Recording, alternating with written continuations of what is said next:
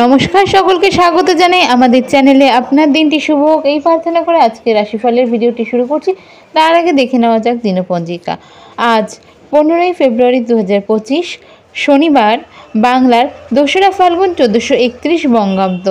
আজ তিথি হল কৃষ্ণপক্ষের তৃতীয়া, নক্ষত্র থাকছে উত্তরা ফাল্গুনী, সূর্য আজ কুম্ভ রাশিতে গোচররত, চন্দ্র আজ কন্যা রাশিতে গোচররত।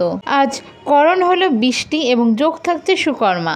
আজকে রাহুকাল হলো সকাল 9:47 থেকে সকাল 11:11 পর্যন্ত। যে কোনো শুভ কাজ এই মুহূর্তে করা থেকে বিরত থাকুন।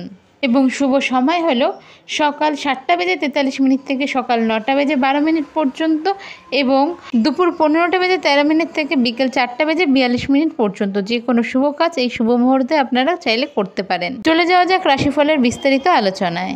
মিথুন রাশির জাতক জাতিকারা যারা দীর্ঘদিন ধরে জমি ক্রয় বা বিক্রয় করার কথা ভাবছিলেন, আজকের দিনটি আপনাদের জন্য শুভ। শেয়ার বাজারের লগ্নি বা শেয়ার বাজারে যে ইনভেস্টমেন্ট করুন সেটা কিন্তু আপনাকে এই সময় চিন্তায় ফেলতে পারে, তাই বুঝে এই সময় কিন্তু শেয়ার বাজারে ইনভেস্টমেন্ট করবেন। সন্তানের জন্য গর্ববোধ হতে পারে, সন্তানের কাজের জন্য এই সময় কিন্তু ভালো কিছুও ঘটতে পারে। পেটের সমস্যা এই সময় আপনাকে ভোগাতে পারে, অ্যাসিডিটি, বদহজম এইসব জিনিস, তাই খাওয়া দাওয়ার ক্ষেত্রে একটু সতর্কতা বজায় রাখবেন। হাঁটা চলার ক্ষেত্রেও একটু সাবধানতা বজায় রাখবেন, পড়ে গিয়ে চোট আঘাত লাগার সম্ভাবনা থাকছে। আধ্যাত্মিক বিষয়ের প্রতি এই সময় কিন্তু রুচি বাড়বে। বিশ্বরাশির জাতিকা যারা রয়েছেন তাদের কিন্তু বিশেষ করে এই সময় উন্নতির যোগ থাকছে। এই সময় কিন্তু আপনার শত্রুপক্ষ অ্যাক্টিভ থাকলেও কোনো ক্ষতি করার জন্য কিন্তু সফল হচ্ছে না। সন্তানদের নিয়ে দুশ্চিন্তা থাকলেও সেটা কিন্তু কেটে যাবে এবং ভালোর দিকেই সব কিছু যাবে, সেটা আপনারা নিজেরাই লক্ষ্য করতে পারবেন।